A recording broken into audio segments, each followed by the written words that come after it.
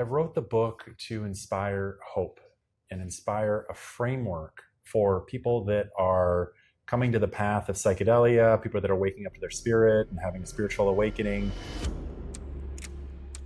I was so stuck in a toxic business relationship where I had kind of the golden handcuffs. I was making a lot of money and I had a lot of time off. People were like, hey, you're making $200K a year and you had 8 weeks of vacation. Like, dude, you're living the life. Living the life, but I was sick. Ultimately, I think it was the inability to connect on a deep heart and soul level with intimate partners. Traumas are so pervasive in our culture. It's thought that 1 in 4 men and 1 in 6 women are sexually abused in the early years of childhood development. I raised my hand as an adult survivor of childhood sexual trauma. This is something that happened to me in my youth. And so that's ultimately what I was healing.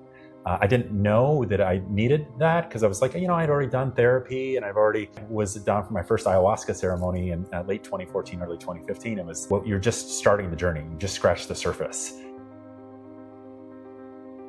Matt, I want people to rewind and listen to that again.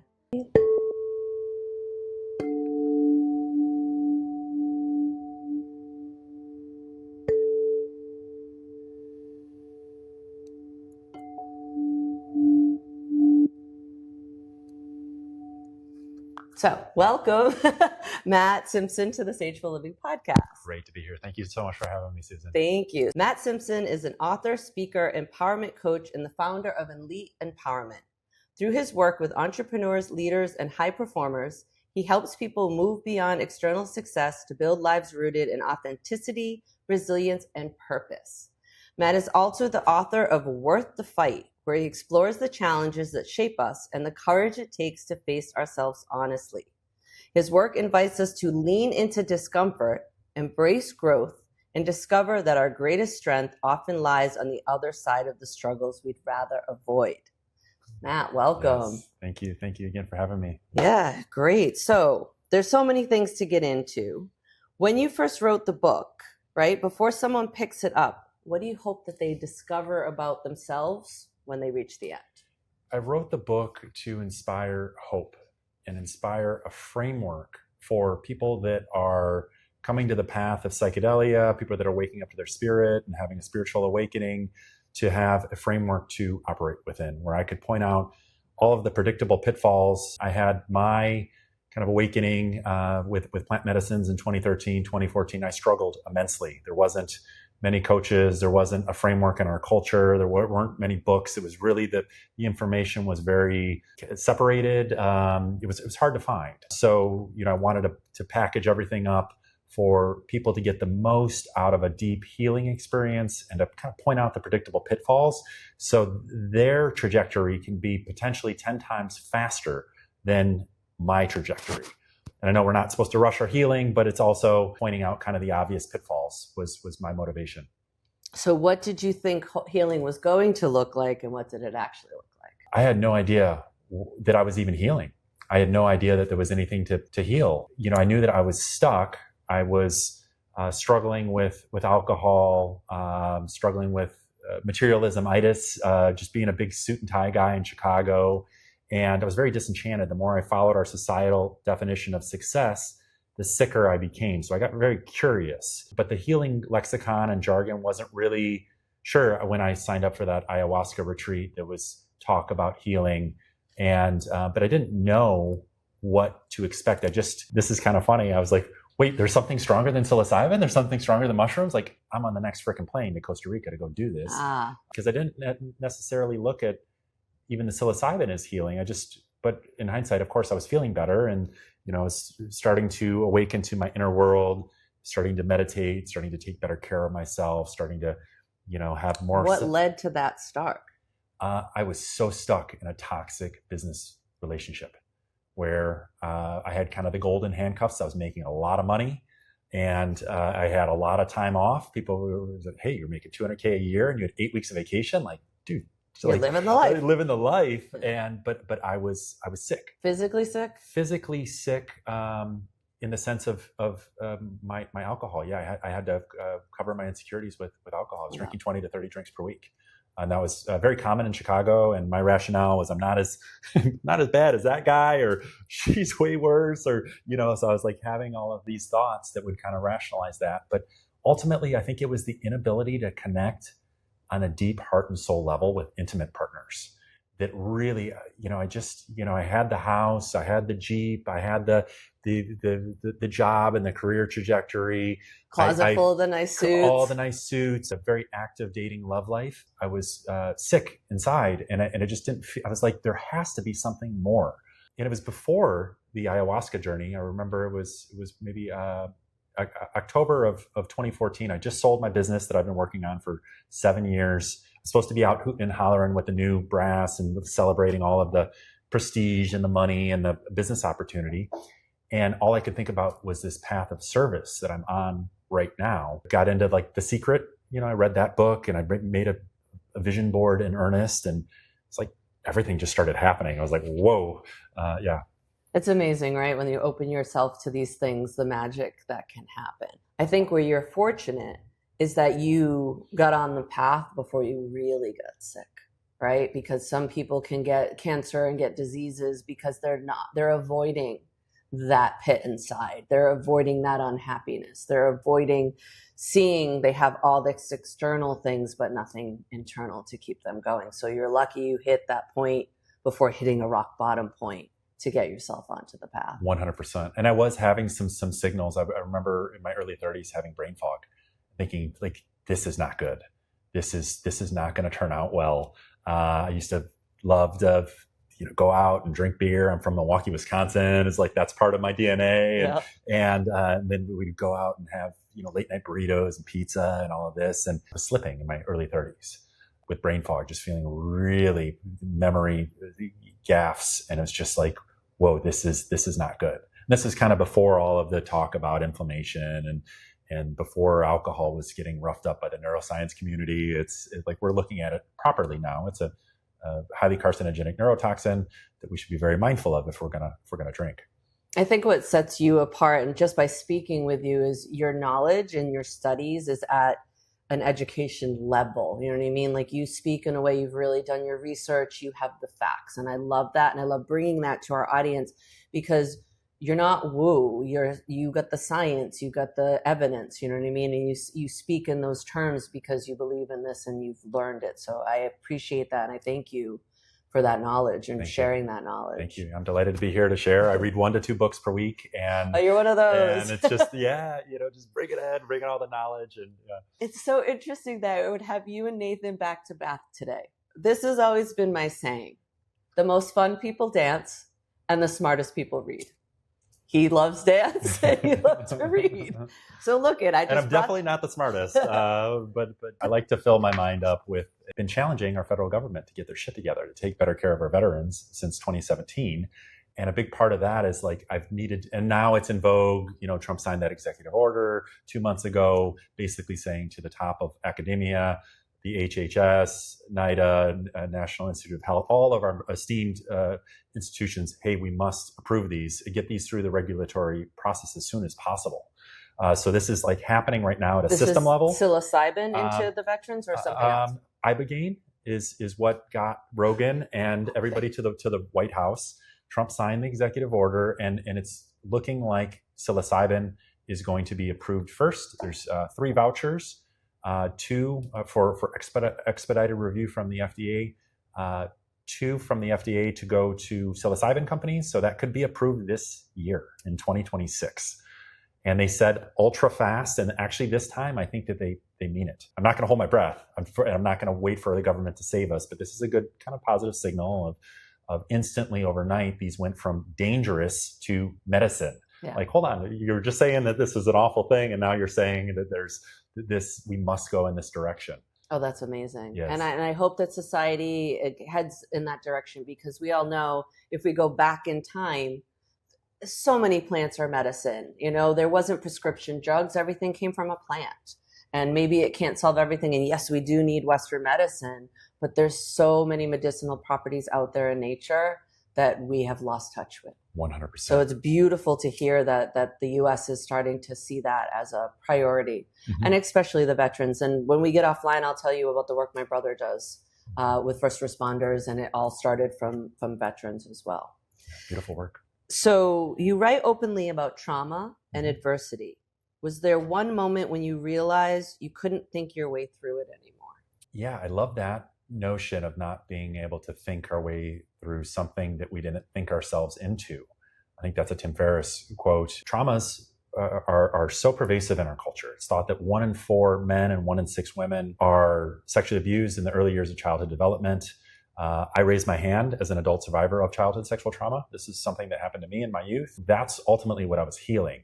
I didn't know that I needed that because I was like, I'd already done therapy but when I was down for my first ayahuasca ceremony in late 2014, early 2015, it was like, well, you're just starting the journey. You just scratched the surface. Yes, you've done therapy and you've done these things to get here.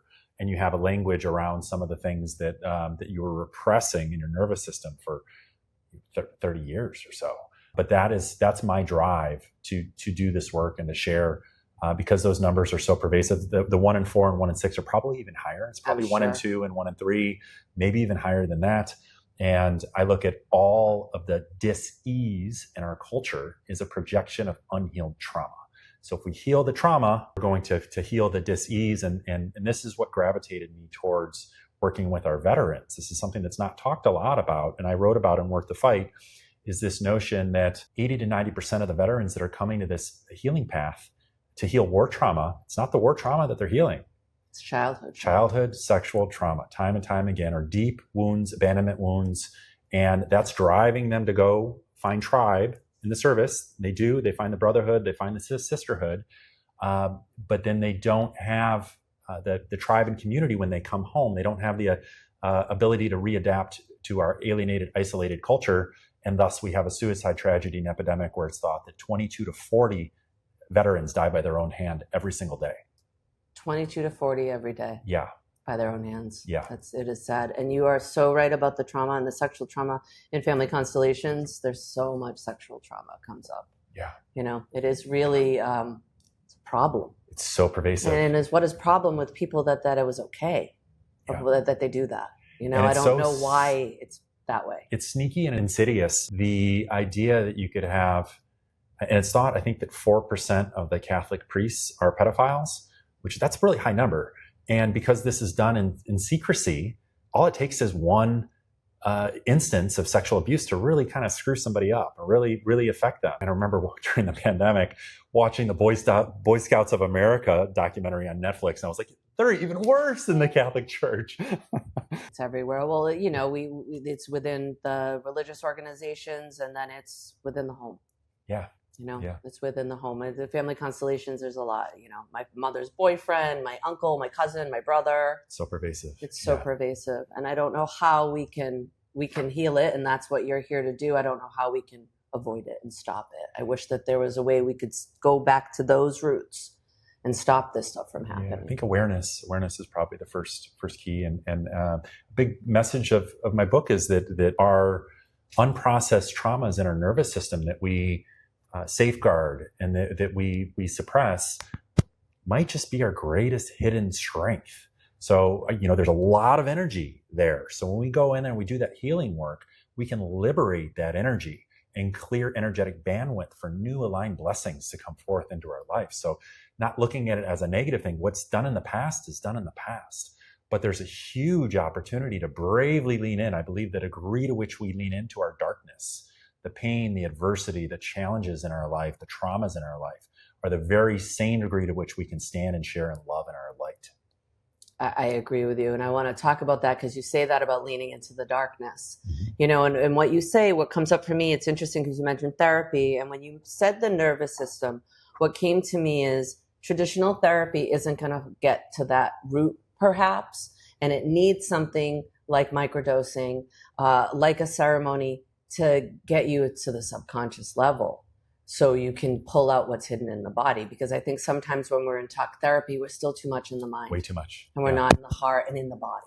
100%. Yeah. So Beautifully how said. do you help people get to that point? Is it through psilocybin, or is there other ways? Because it really is trapped in the nervous system. We were talking about it before we started filming, but like the high dose is a way that it's the deep dive. We are going to have the experience, and we're going to be able to potentially access those traumas, feel out, in an ayahuasca ceremony, your body's shaking, there's people purging and crying and wailing. It's really, really intense experience.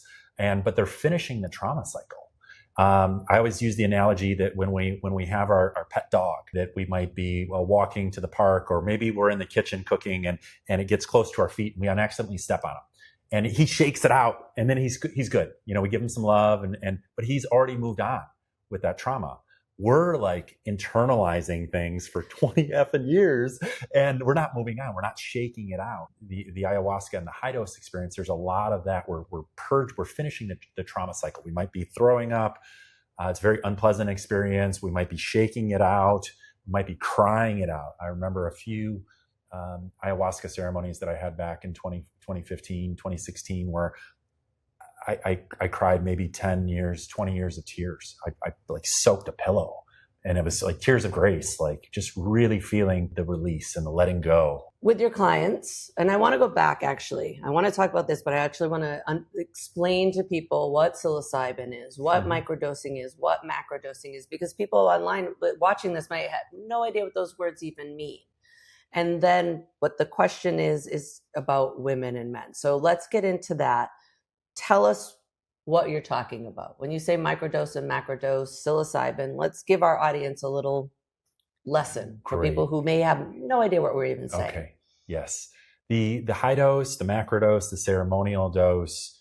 That's mushrooms. The psilocybin is, explain that. Any of the plant medicines can be done in a ceremonial dose. I wrote in my book In Depth, I wrote about my ayahuasca journeys and high dose psilocybin journeys that I did solo before it was a thing. And I don't really encourage people to do them solo. I think that there's a framework in our culture now to have a guide or a trip sitter or somebody there to be kind of the sober lookout, to remind you to put the eye shades back on, remind you to breathe, remind you that you're okay, that the walls are not melting and the police are not banging down the door, that everything's going to be fine. Again, that safe, calm assurance. So again, that's the high dose. About 4 years ago, everyone was coming to me for microdosing. So I was like, all right, Matt, you should probably start to understand this and really get to understand.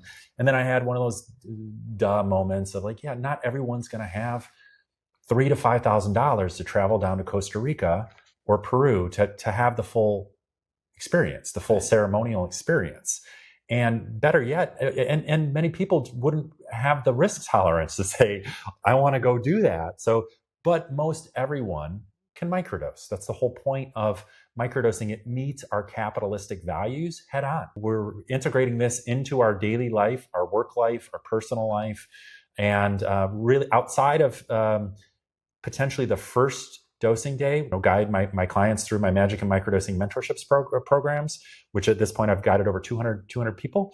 The first dose day, I encourage to be done on a Saturday or Sunday when they're not client facing, so they can get a feel of what it feels like, even though, probably 9 out of 10 times we'd be fine meeting with people, doing things. But the supreme mantra of the movement is to start low, go slow, and take time off. So it is something that we start with psilocybin. I start my clients with a 100 milligram pill. They most often don't even feel it. They just feel, today was a little lighter. Maybe my chatter was a little bit quieter than it normally was. And you know what? I had a really good day.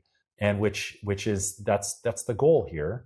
And it's fitting because Ayelet Waldman, she's one of the first mover to the microdosing movement. She wrote a book called Microdosing, How It Made a Mega Difference in My Mood, Marriage, and Life. Something to that effect. I just kind of butchered it was called A Really Good Day, How Microdosing Made a Mega Difference in My Mood, Marriage, and Life. Ooh. So beautiful title, catchy. She was a woman that had her Oprah 15 Minutes of Fame before she wrote this. And she also was an attorney that worked in San Francisco as a public defender. So was very versed and She threw a lot of edgy blows to what I affectionately call bullshit incorporated, racist judicial system, and just some of the horrors that she saw motivated her, I think, in good conscience to write this book and to outline and to show people that this is safe potentially. Okay, so let's go through that. So if I come to you and I'm going to start microdosing, how much am I taking? Am I taking it every day? What should I expect to feel? And what is it going to do for me? Great questions. Yes. Again, and I don't mean to stack the questions, but I think you can get the dosing. I'd say 80 to 90% of my clients, they dose between 100 milligrams and 400 milligrams. And this is in like a capsule. In mushroom capsules that are measured out, they're metered. So we want to eliminate as many variables as possible, what I call friction points. So we have everything, again, set on the front end. And that is something that I take care of and I actually gift the medicine to my clients when there's an aligned intention, when I know that there's a earnest commitment to do the inner work, because it's not about the psychedelics, but it's about how are we utilizing the plasticity. So this isn't like, here's 5 grams of mushrooms. I hope it works out. Good luck. This is, good luck. So it's more of a hand-holding process. Right. And so we lock in the sweet spot in the first few weeks. That's typically, again, between 100 milligrams and 400 milligrams. Most are around 200 milligrams or 250 milligrams. And we microdose psilocybin 2 to 3 times per week.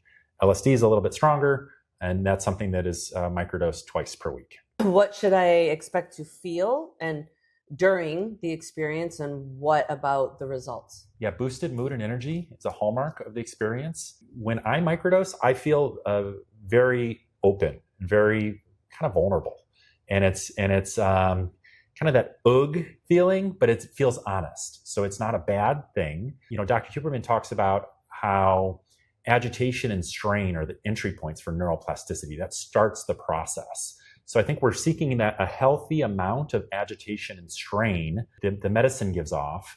But we're directing this towards doing hard things. I guide my clients inward. I teach them how to breathe. I teach them how to meditate, how to journal their thoughts. But day 2, is called the afterglow day, or the transition day. And people feel a lift. They feel a lightness. They feel, again, a little bit of expansion. They feel that neuroplasticity in action. And neuroplasticity is our brain and our nervous system's ability to change to internal and external conditions. Essentially, ability for our brains and our nervous system to rewire themselves, to learn. And these medicines promote neuroplasticity. So, wow, that's so important. Yes. That's so amazing. Do they stay on it for how long? A typical microdosing journey might be, when I'm working with the clients, it's typically a 3-month engagement. So we'll be microdosing for potentially 10 of those weeks. And so 2 months. But it's also doing the work. Doing the work, exactly. Yeah, yes. You don't see clients and just microdose them. They have to be willing and committed to do that inner work. Yes. Yeah. Yes. Because this is a medicine. The inner work is going to look different for John as it will for Susie, as it will for Pete, but the foundations are pretty similar. There's got to be some time for stillness, some contemplation, reflection. Moving our body is essential too. It doesn't really matter how we do it. We just have to do it, whether we're working out at the gym, or whether we're doing yoga, or whether we're running or swimming. A lot of my female clients, they dance. And it's it's a beautiful thing. We just have to move our bodies. What I like is that you don't present psychedelics as the answer, right? It's not for everyone. So who is this not for? People that have a long psychiatric challenges, long history of psychiatric medications, should be mindful of this. That's not to say that they can't find benefits, but there's a lot of, knobs and levers. You're on this antidepressant, you might be on an antipsychotic medicine, you're 2 or 3 different medication, maybe ADHD medication. So all these things that there's just a lot in play. And then often the psilocybin can be a way to help people get off of the medications. So it's kind of a strange notion, but I call it harmonizing addiction. It can help us to harmonize our addiction. And a lot of people are addicted to these pharmaceuticals that no longer work, and they have horrible side effects when they're trying to get off of them. So it's a big problem, and it's a sneaky, insidious business model that you can get people on these pills. And I don't look at it as a conspiratorial notion or anything, that it's capitalism. people were busy. I think people are well-meaning. They get people, they, loaded up on these pills. The doctor has an average of 7 minutes or 10 minutes to spend with them. Oh, here's this other pill. And then like things get busy and they get kind of lost in the shuffle. And then the next thing you know, they're on these pills for 10 or 20 years. Yeah. And that could stunt the ability, or blunt the ability, better said, of the sacred medicine, of the microdose medicine to do its work. That's not to say that it can't. It's just going to be a little bit more problematic. Is it like ayahuasca that you cannot be on an SSRI? Not with psilocybin. Not with psilocybin. Yeah, because the ayahuasca, it's very contraindicated. People have died. Yeah. I think that causes serotonin syndrome. And so, but that's a much heavier flood dose. But even the flood dose of psilocybin, I've heard is not as contraindicative. It's still something I wouldn't recommend people to be on a lot of pharmaceuticals and to take a high dose. I've even heard of past clients that, and they didn't do this while they were working with me, but they share their experiences. And one guy, he took 17 grams of mushrooms. Like that's what he had to take to feel the medicine through his pharmaceutical haze. So it's like, whoa. I mean, people I know that serve don't do more than 6, so that's crazy. Yeah, so like to get up to that level, yeah. Because he was on such a cocktail of pharmaceuticals. Exactly, and maybe a long history, and this is something that's not really talked about much as we're kind of unveiling. We're having the reckoning right now in our culture. Mm-hmm. Even recently, RFK set an initiative to titrate the American people off of pharmaceuticals, because we've been overprescribed. So we have to have a plan to get people off of them. And especially if psychedelics are going to be coming in, that this is something that's going to have to be talked about. But because of obvious reasons, there's not a lot of data to support this. There's not a lot of pharmaceutical support. They're not like helping people with this. There's they're very limited best practices on how to do this. Dr. Ben Malcolm is a pharmacist that has one foot in each world. I think he's got some really good information of understanding how to best titrate off of these medications and how to do it safely. And thank you for that. And that's so important, is safely. And I love that you talk about having that person, having that guide, because people can get mushrooms and they can go on their own journeys, but they're not going to understand it. And maybe they're not processing anything. So let's talk about that. You said that at the beginning. You went on your first journey of your ceremony, and then it was like, what now? Right? Integration. Yeah. And it sounds to me like that is one of the things you really focus on, is integration. 100%. Yeah. Yeah. When I got back from Costa Rica in January of 2015, I had that moment of WTF. What was that? I'm feeling so good, but how do I keep that magic alive? And I had, Mother Ayahuasca she can be a little bit bossy, and she gives us marching orders. So during my ceremonies, I had my marching orders in 2015, I had to wake up actually an hour and 36 minutes before sunrise every single school day. So during the week, I was getting up every single day really early. I had to find mentors. So I found a mentor in Toastmasters that could be really helpful for my public speaking and just feeling more comfortable with myself, and to push through all of the anxious blocks that I had in my nervous system. And that I had to find a good yoga teacher too. And that was the kind of her marching orders, where that's the integration path for me at that time. But, I struggled immensely in 2015 and integrating back into a loveless career. And I made the decision while in Costa Rica that no matter what, I'm leaving my loveless corporate job, which I was an owner of. And again, it was a pretty cush deal, but I was like, this is a soulless endeavor, and I'm going to leave, and I'm going to take, I planned on 6 to 9 months to travel around the world. I ended up traveling around the world for 18 months with a backpack.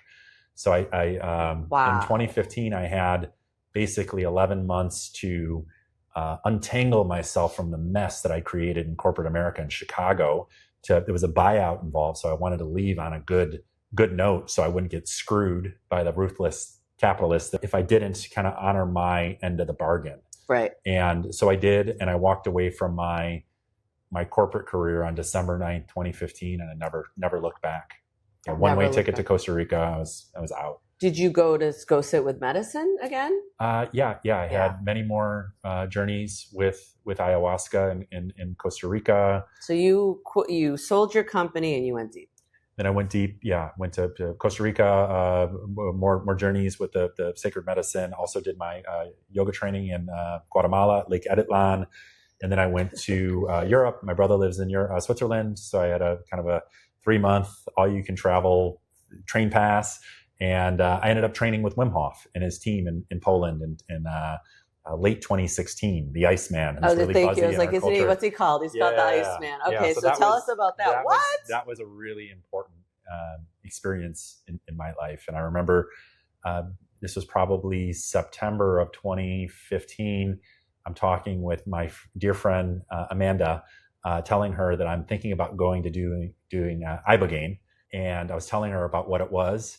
And she just had this really averse reaction to me doing this. She said, Matt, I just want to be real. I've got a horrible feeling about this. And she's been into like spirituality and other things. So I just kind of took it as like, okay, I'm going to trust my friend that I have a deep connection with. Yeah. And then I was like, I'm going to go train with Wim Hof instead, which it turns out was a much better, and it's more aligned with who I am, maybe my Nordic roots.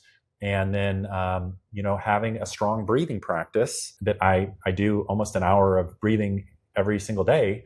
And so I can share this with my clients. And it's a big part of my practice is sharing the breath and these strategies that can help us access and help us regulate our nervous system, process emotions. The Wim Hof message, we're breathing rapidly. We're kind of getting high on our own supply and it's free. And it was, maybe I was thinking about this years ago with prohibition. It's like, they can't make breathing illegal, because there was a lot of like, all right, are they going to outlaw psychedelics again? Are they going to start throwing us in jail? A lot of this was starting to, there's a lot of fear around that. Now it's psychedelic research is full blown and it's legal in 3 states. What 3 states? Colorado or Oregon in 2020, Colorado, I think in 2022 or 2024, and New Mexico last year. So there's 3 out of the 50 states. I think there's legislation in 14 of the other 50 states. So it's happening right now. So is it just legal recreationally? No, it's legalized medically at the state level, medically with psilocybin right now. Okay, so you have to see a practitioner of some sort, someone like you. Could you be certified in those states? Could possibly. I'm not quite sure of the licensing and how that works, but they do. And I've known and met people. I've had former clients, had a brave woman, let's call her Mindy. She was struggling with OCD, working in a downtown job in Miami, Florida, medication and just feeling a lot of dread and toxicity and just stuckness. And she had the courage to go with her family to Oregon. She flew all the way to Oregon to have a high dose mushroom journey. And it catalyzed a beautiful journey for her. She got off of all of her pharmaceuticals. And when I worked with her, because then she was in need, geez, that felt so good. And I just they're not talking about the integration enough. So almost like sand through our hands, if we're not doing the integration work, we're going to have the desire to go back to the medicine for the high dose. So we can even get on the medicine hamster wheel, like the ketamine model. People go back once a month. No one's talking about integration, because integration talk would be getting in the way of the big dollars of these ceremonies when they're doing $1,000 experience, 12 times I've heard people do that. So she was feeling that kind of post ceremony anxiety of what do I do now? So we started working together, and she gravitated strong to yoga. Now she's got a beautiful yoga practice. Her anxiety's gone. She quit her shitty job. She's got a really good job now where they respect her and they value her. And she's part of a team, part of a family. And it's just a beautiful story of what's possible. And that was done legally in Oregon, the Oregon Trailblazers, which they were the first state to do this. I'm really glad that she found you, because I feel that's important. Like you said, she went on that macro dose, and then it was like, now what? Yeah. Right. And it's like, when we get on the path, and Nathan and I just talked about this as well, as finding your guides, finding your mentors, finding the people that can support you through this work, because there's a lot of untangling to do. When we really start to open those floodgates the trauma comes out, right? So to have someone to hold that space with you and to help guide, especially with the microdosing. What is some of the biggest misconceptions people have about this, about microdosing? I think there's a lot of misconceptions about not understanding the capital P possibility, that it is medicine, but there's also a personal growth element. And there's also an opportunity to expand our service impact. The Work the Fight brand, my book, Work the Fight, is shifting towards prosperity pathways because I'm seeing the most incredible surges in abundance in a lot of my microdosing clients. So, and I won't necessarily give full credit to the psilocybin or the LSD, but I'll give credit to the lifestyle shifts and changes. I had a former client, let's call him Jerry, and he came to me with brain fog. And I think I'd mentioned when you came to Skyco, we were talking about him. He was stuck at his wit's end. All of his colleagues were retiring and traveling around the world and posting all their amazing travel adventures on social media. And he's stuck with brain fog, debt mounting. And so he reaches out. He could barely pay my then $3,500 coaching fee. I had to sit on an old-fashioned check. And then 7 weeks into our work together, he texted me on a Sunday, hey, there's a major blessing that came into my life. $100,000 a month consulting opportunity showed up out of the middle of nowhere. For him, of which $45,000 is profit. So it was a $500,000 blessing that came not because of the microdosing, but because he had a regulated nervous system, because he would get up and go to the canyon every morning. He was doing a 2-mile morning walk. And because he had that spirit of, I get to meditate. He's really into Joe Dispenza. I've seen a lot of my clients that are into Joe Dispenza, they soar, so it's like they start having the psilocybin or the LSD and they're like, whoa, this is amazing, because it enlivens the meditation and it's a little bit less maybe superstitious and a little bit more embodied. Whoa, this feels good. And this is exciting. And I can actually feel the calm in my nervous system. That was something that had happened. And I checked in with Jerry after that executive order that I was telling you about, just saying, hey, this is the good news. And he sent me, his earnings from 2025. He made $750,000 in 2025. And 650,000 of that was in Q2 and Q3 after we started working together in the beginning of Q3. Now, is he still microdosing, or is he not? He's not. He unless he's getting it from someone else, right? Probably not. He's just doing the practices, and his life and his business is blown up because he's got a regulated nervous system. He's got a place to process his emotions. He's sleeping better. He's probably connecting deeper with his wife, with his children. He's more grounded. He's more regulated. And a regulated nervous system is a prosperous nervous system. Oh, I love those words, Matt. I don't think people realize that their nervous systems are shot and that they're running on empty. I don't think so. Or they're running in fight or flight. And that's my whole goal here. A lot of the time we talk about the nervous system. Yeah. Because people don't realize it, or they're just running and they think everything is good. And then something's going to crash them out. So 100%. This is like, let's get to you before you're going to crash out. Or they're living on that dream of the money and the life and not realizing they're chasing out external. Yeah, so much of it and not is looking external. internal. Yeah, they're blowing through internal stop signs. They don't have access to those. That's going to inevitably equate to burnout. Yeah.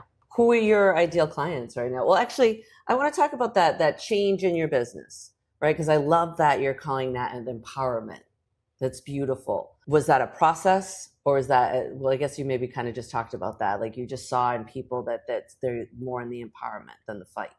Yeah. I mean, the healing, the principles are the same. And really my approach hasn't changed much, except for I'm maybe marrying my business acumen of running companies in Chicago. I read a lot, so I'm reading a lot of the business books and kind of holistic health business and entrepreneurship and just doing things the right way. Conscious business is maybe a better way to say it. I think that a big shift in my work was part to, it's been a really challenging last few years with loss. My dad passed on in November of 2024. My older brother passed on in April of 2025, and then my mom passed on a week later. So it was a lot in a short amount of time. Wow. I had the privilege of being there at the end with my dad. He's a very heavy man. He had Alzheimer's, and it was a fall risk every time he got up. So I'm a big, kind of tall, strong guy. So it was like, oh, it looks like we're kind of stuck together. And we were the last 2 to 3 months, but it was a beautiful time to bond and to be there. And but then eventually, my stepmom put him in a assisted living, and then those things just don't end up well. No. So the family stuff has been heavy, and that's forced me, I think, to go inward and to really tighten up maybe any gaps that I did have with my practices, so I could survive this really challenging situation. Yeah, I was going to say, what's helping you the most through all that grief? Yeah, I think the edginess also of going through and being really connected to my spirit gave me the confidence to say, all right, I've been putting this out to the universe for a few years now to get a trusted supply of LSD. And then that is something that came into my practice in early 2025. And that's a whole nother level. Steve Jobs credited Apple to his LSD journeys. It's all the buzz in the Silicon Valley tech cultures. Very similar to psilocybin, but there's maybe more cognitive benefits, creativity, like kind of mind mapping. Is LSD synthetic, or is it a natural plant? It's synthetic from ergot fungus. So it happens in nature when the rye or the wheat gets really spoiled. There's a ergot that starts to, and then that's where it was found. So it is found in nature, but it is synthesized in a lab. And this was something that, because of how powerful it was, I was kind of like, all right, Matt. But now it's in phase 3 clinical trials with our federal government, and it's poised to be the potential antidote for collective mental health woes, for generalized anxiety disorder. And I just saw some cutting edge research clinical data that showed that it's showing not just incredible relief for up to 3 months. And this is the high dose experience, and encourage people to do it very, very safely with a guide, because this is a no nonsense, really, really potent. But in addition to the anxiety, also there's a major relief of depression for up to 3 months that people are feeling. Just from the ceremony or dose or whatever. They're probably it is. doing it in a medical clinic, clinic, exactly. Yeah. And I think they've tweaked the molecule a little bit so it's not as long, because I'm seeing that they're sending some of the people home after 5 hours or so. I got to do more research on it. I think that it's a derivative of LSD. It's not the full flood dose, because I know that no one's going home after 5 hours on the full flood dose. Either way, this is good news. This feels like this is going to be something that could potentially help a lot of people, and could be the antidote. Something that was demonized in the 60s and 70s is now the pendulum has swung back, and now we're saying, whoa, this could be a really potent medicine that could be incredible for generalized anxiety disorder. I'm definitely seeing that with my clients. And I feel that too. I think we're all feeling a little anxiety post-pandemic. And I know when I'm microdosing LSD, I'm not feeling any anxiety. And it's very leaning in. I have a client, T, that coined the energy as LFG.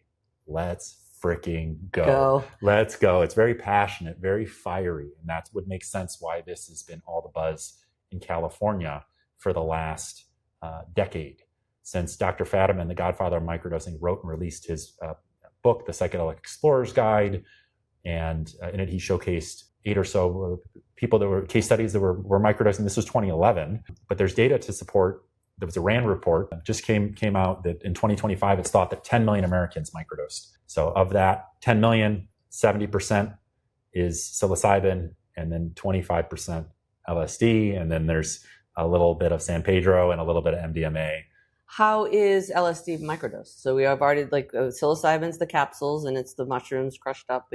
How is psilocybin microdosed? LSD. LSD is in LSD droppers. So each drop would be approximately 2 micrograms, and so it's metered. That was a big part of this. It was like the Fireside Project is a great resource if anybody ever does have where they have too heavy of an experience. There's people that are there's like a hotline of people that will do integration sessions for people and help them, but we kind of come down off the high and just be a compassionate listening ear, which will be a major blessing. And I remember hearing, I think this was in 22 or 23, 75 people that had called into that hotline thought that they were taking a microdose of LSD, but it was a macro dose.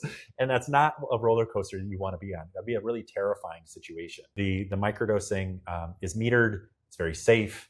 And, we're taking such a low amount that, the microdose range is 5 to 10 micrograms, and the flood dose, the high dose, is 100 micrograms. So we're basically a 10th to a 20th of a full dose. And that you said is twice a week. Twice a week. Right. Yeah. And then how are people doing after 3 months on that too? Like you just told about that. Was Jerry LSD or was he psilocybin? He was psilocybin. So what about people that are doing the 3-month journey with the LSD? They're having incredible surges of abundance. Really? Yeah. I want to get on this. A realtor client in 2025, he did $28 million in luxury real estate business. The year prior, he did $17 million. And so it was a big, massive gain. Mm-hmm. And I've seen other clients have a woman entrepreneur in Illinois, has, of course, her own business. She had, I think it was her best quarter. I didn't finalize this. I know it was a big quarter. Right. I think it was one of her best quarters in her 10-year career that she had in our time together. So much that she's, trying to take more time off. She's trying to really, and I'm starting to talk to more clients that have already climbed the ladder of success. Mm-hmm. And then it's like, all right, I've got everything. Now I want to get out of this always on go to just being, right, and decompressing, right, and resting the nervous system, and just having permission to just be without having to do, right, something. So that's of course a beautiful problem to have. Things have been so good, but it's hard too, and it's something that I feel a little bit too, and that's why I have like a structured Sabbath day, a rest day, where I do every week. If I don't, I'm just going to also be kind of drawn back into busy, and I think it's easy to get back in those bad habits. Yeah. Just always going. Yeah. And ambition's a beautiful thing, but the shadow side of ambition is burnout. Well, shadow side is burnout. What's so interesting is you're saying what this abundance in their professional worlds that they're having, I bet you in their personal lives it's tenfold. Yes. Right? Because I'm sure the people are coming to you, yes, they want that success, but that isn't the main thing, isn't to make more money. It's just almost like a consolation to doing the work and getting themselves cleared and calming their nervous system. It's just opening things up in their life to happen. 100%. Yeah. More connectedness, better dads, better moms, more time for getting into the community, more time for connection, fitness, the boosted mood and energy levels is a hallmark of the experience too. So there's a big opportunity to recommit to moving our bodies. We don't have to go out and run a marathon but even if we start with the morning walks and the evening walks after dinner, that can be something. And I think there's an inclination to get outside too. We spend 90% of our time indoors, it's estimated. People want, when they're microdosing, they feel like they're connected. They're connected to the natural world, and you want to be out. You want to hear the birds sing and chirp, and we're kind of feeling that energy. And then there's a big opportunity for healing in the natural world too. I'm reading a book, Nature in the Mind, right now. Nature and the Mind, a University of Chicago neuroscientist, psychologist, is basically quantifying how, when we're outside and we're walking, they call it the ART, attention restoration theory, that we can recalibrate our cognition, and that we can, and people that are struggling with depression often are stuck in these ruminative thoughts, and they're showing that this, getting out for these 30-minute walks, if we're going to take our phone, it's got to be turned off, and it's got to be tucked away in our bag where there's some friction for us grabbing it and pulling it out, and just sitting with our thoughts for 30 minutes. There's a big opportunity to start to process some of the heaviness and the ruminative thoughts that equate to dis-ease and depression. So that's something I'm really excited about too. I think we've all known that. Yeah, it feels good to be outside, but it's really good to hear that there's a prescription now. Get outside. Yep. And walk in nature. Listen, I'm all about grounding. I love the fact that I have a backyard. I'm always barefoot. My feet are always dirty because I walk around barefoot. I go in the backyard. I'm in the grass, and it's just that connecting to nature. It's tenfold in the bounty that it gives you. And like you said, we have so many distractions. You're just saying that about putting the phone in the bag. It's got to be turned off, and it's got to be tucked away, so we can't grab at it, because then. They can't do that. They're so used to this go, connect. Yeah. But it's like, this is the connect. That is the connect, not this. Yes. So, and I see that we're starting we're coming out of it. Yeah. You know? So I don't know if you want to talk about this at all. And by the way, I had no idea that you're doing microdosing of LSD as well as psilocybin. Ketamine. Where does that fit in? And is that like, what is the difference in all of these things? Like, I'm even confused myself, and I'm in this world, right? There's ketamine journeys that are being happened that are legal in certain places. Mm-hmm. I'm not a big fan on the ketamine. I have known experiences with people, but this is also something that's being microdosed. It's ketamine. I know someone who's off on an island. They're doing intravenous DMT. Wow. You know, yeah. So there's a lot of this happening. So you have psilocybin and LSD. Do you want to get into ketamine or no? I don't have much experience working with ketamine. I have found before I moved back to Miami Beach, I was doing a lot of work on Meetup. I'd grown groups in Miami, Boston, and Chicago, 6,000 people. I'd hosted hundreds and hundreds and hundreds of community events. So that was my way of serving and helping. So I've got a really, really big data set of people, not just people that I've worked with and coached, Mm-hmm. but I was doing microdose Mondays for every Monday where 5 to 10 people would come and they're sharing their experiences for good or bad. You know, not You everyone. weren't getting together microdosing. You were just getting together and talking And sharing best practices Wow. and sharing story community, bringing Okay. people together. With these people that were serving or people that were Sometimes people that were serving, everybody. mostly people that had an experience and they were just looking for a framework and they didn't maybe have the money or the ambition to work with a coach, so they wanted to learn some tidbits. And so beautiful. But one of the most common pain points were people coming to the groups in my practice after the ketamine. So the ketamine, and I've never had the ketamine experience. I didn't get into that when I was in the club scene and this and that. It just doesn't call to me right now. But the model of getting on that ketamine hamster wheel, it's a pharmaceutical wheel in terms of if they're not emphasizing the importance of doing the integration, then again, like sands through your hand, you're going to go back to square one. Which square one might even be negative because then you're a little bit disenchanted because you're like, whoa, now I'm back here I'm depressed again. So while we're feeling good, and ketamine, the lift is it's my understanding is 2 to 4 weeks. That's what the data says, where people are feeling really good. There's really good neuroplasticity with the ketamine for 2 to 4 weeks. So that's the opportunity we want to be, instead of like getting lost in the, wow, I feel so good. That's the time we want to do hard things. That's the time we want to recommit to exercise, recommit to moving our bodies. That's the time that we want to journal our thoughts. Why were we taking the ketamine to begin with? Why are we taking medicine? And what are we numbing? What are we even healing? Mm-hmm. So we're getting very clear, and then taking time to journal, taking time to meditate, and to start to utilize that plasticity, that feel good energy that we're feeling post ceremony. And if we don't utilize it, again, like sands through our hands, we're going to be back to square one. And then it's like, now what do I do? Now what do I do? And I see that. And I was seeing a lot of people that were constantly going back to the medicine, the ayahuasca. They were doing ceremonies monthly, and they were whining about the same bullshit in their personal lives. I was like, I thought we're supposed to be healing a lot of this stuff. Yep. But there's a lot of people that could bypass doing the inner work. Yeah. Because they're getting high and it feels good and there's community and everybody else is doing it. I'm not judging them. I'm just saying that there's a really big special opportunity to do the inner work and to put that plasticity into motion, and that will equate to aligned behavioral change. And that's how we create the next level versions of ourself. The Matt 4.0, the Matt 5.0, the Susan 5.0, Susan 6.0, that down the road, when we have that plasticity and then we're doing the hard thing with it, doing our practices, doing the inner work, sitting with the discomfort, sitting with the the tough questions that don't have clear answers, that's how we're going to grow and heal. Matt, I want people to rewind and listen to that again, because I found that so valuable and so important. And you brought me back to a time 10 plus years ago where I was sitting in ceremony every month. And it was about community. And I felt like, oh, was I healing or was I collectively healing with this group? I did it sometimes for them. But where was I doing that? I mean, I was at certain points. But yes, it's not about going to an ayahuasca ceremony and having that experience and going back to your regular life. It's going to that ayahuasca ceremony and then Why did I go there? What happened? What do I need to do now?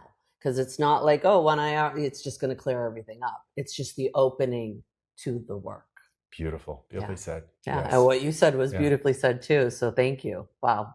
And that helped, that I want to bring that to the work that I, serving people and helping people.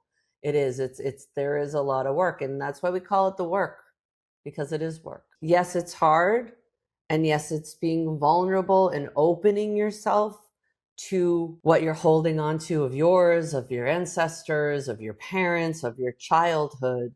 But it's so you can create that freedom for a happier existence and for the next generation. I think sometimes 100%. people don't realize we do this work, not so much for ourselves, but it's also for the next generation. Yeah. Because it's untangling them from the trauma that we have suffered or our ancestors had suffered. Yeah. Beautifully said. Yeah. 100%. We're healing the past, but we're also healing for the future. Yeah. Yeah. This stops with us. It stops with our collective awakening, and we can't do anything about what's been done in the past. The past is the past, but we can heal it. We can draw the line in the sand. Again, it stops with me. It stops with you. So hopefully we have a peaceful planet. We have a trauma-informed world, because, what we were talking about, it's kind of an unpopular thing, or things not talked a lot, is that if we don't have traumatized people, I don't think we'll have people to fight in these wars. And so that was a big part. I cited some interesting data out of Sebastian Junger's work, Tribe. Modern warriors that fought in Iraq and Afghanistan were 2 times more likely to have been subjected to childhood sexual trauma in the early years of childhood development than those that fought at random in Vietnam. So it's basically showing that it's the hurt people hurt people. So the people that have trauma are going to make really good soldiers. And we need protectors, and we need, so I'm not a full pacifist, but I think that if we heal the trauma, we're going to transcend this whole frame of humans killing each other. Yeah. Potentially. Maybe we leverage AI. Maybe there's some opportunities there where we can really see like, hey, we are all connected, and it just doesn't make sense to kill each other over resources and oil and all of the crazy, shady shit that's happening at the top. If someone listening is carrying trauma, grief, addiction, or simply feeling stuck, where should they begin? I think they should begin with basic integration practices of moving the body, getting out for that morning walk, which is going to set our circadian rhythm. We're going to start to sleep better, so we can start to get some momentum. And also taking time to get still and to meditate, maybe get out in nature, and maybe take some time away from our phone, where we can really start to sit with whatever is at the root. And we will eventually, if we sit long enough, we're going to start to realize what is at the root of our dis-ease. It's going to come into our field of awareness. And again, there's going to be a big opportunity to journal that and start to work through and start to process. There's some ultra compelling data. Dr. Pennebaker's work at University of Texas at Austin, he wrote a book called Opening Up by Writing It Down, How Emotional Processing works wonders on butchering the subtitle, but his work is astounding, and there's data to support that this tough inner work, the emotional processing, that is potentially dramatically reducing the symptoms of anxiety and depression, and we can process and we can move through some of the heaviness that we're holding on. If Einstein had an hour to solve a problem, he would spend 55 minutes thinking about the problem. So we're just journaling about our heaviness, what's on our heart. Certainly the psilocybin, the microdosing invites us to feel safer to go to those places. I so often hear from my clients that they can struggle better, that they can do the hard things, so they can lean in and kind of start to feel all the feels. So that's some things that come to mind when someone's stuck is, again, moving our bodies, getting still, and kind of doing the basics. Eat your vegetables, drink lots of water, and get good sleep. Hydration, that's huge. Water is huge. Screen times, keep away from the screens an hour or two before bed. Even 30 minutes. Even 30 minutes. If you can put that phone down and set your alarm, plug it in, not near your bed, and not touch it for 30 minutes, go to bed. Yeah. The first hour of the day, have your or sleep with the phone outside of your room. That first hour of the day is for people to prime and protect their energies, to pray, to meditate, to journal, to play with their cats, to just like have whatever it is, just to have it be mindful. Yeah, mindful. And to not grab for the phone. And I think that when we're setting strong intention, we can live aligned with our goals or values, our intentions, our dreams, etc., as opposed to what I affectionately call bullshit incorporated, where then we're kind of puppeteered by BS Inc. And then we're spending the whole rest of the day reactive, and we're feeling like we're not enough, and we're feeling like the victim, and we're feeling it's just not a good, it's not an empowered feeling. No. And you're leading us right into the next thing with alignment. So at Sagefull Living is live a life aligned. It's my tagline. What are your daily practices that keep you aligned? Oh, I love my daily. I totally nerd out about this. And I do the Wim Hof method, typically for 20 to 30 minutes. Upon waking, I'll get some electrolyte water, maybe a little bit of Himalayan sea salt, maybe a little lemon, and I'll hydrate. Then I do 20 to 30 minutes of the Wim Hof method. And then I'll typically have my coffee and dive into my work. Although sometimes if I have a spaciousness in my morning, I'll meditate and journal.